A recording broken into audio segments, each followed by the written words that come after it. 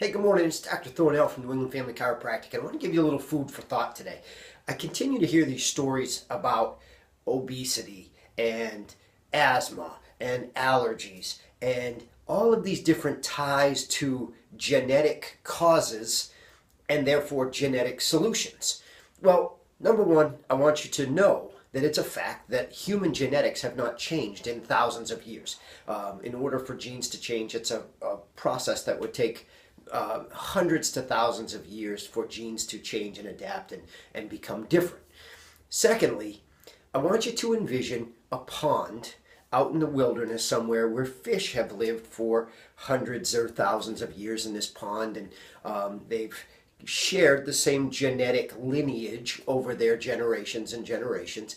And now we go and we put a power plant, a nuclear power plant, next to this pond where fish have lived in a healthy state in a biosphere that's nice for fish, and they're able to stay healthy there for generations. We put in this nuclear power plant, nuclear waste dumps into the pond, and all of a sudden we start having fish with three eyes, and they're attacked by diseases that they've never had before, and they show up dead on the shore, and their skin is falling off, their scales are a mess, and they're no longer a healthy fish biosphere. Would we then assume that something has changed in the fish's genes? Of course not.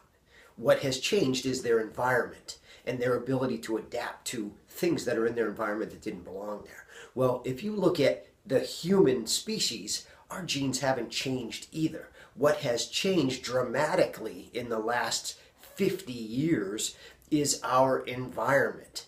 And it begins at day one with birth and the birth process throughout our growth.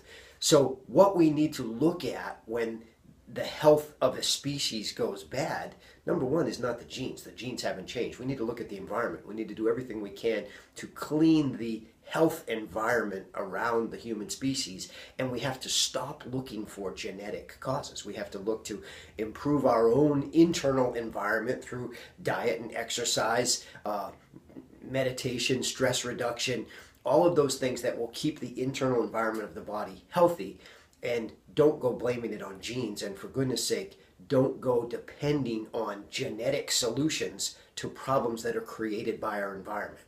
So all of this spending and all of this research that's going on genetic solutions, I guarantee you, is not going to be the answer any more than genetic solutions would correct the problems in that pond for the fish. So there's your food for thought today.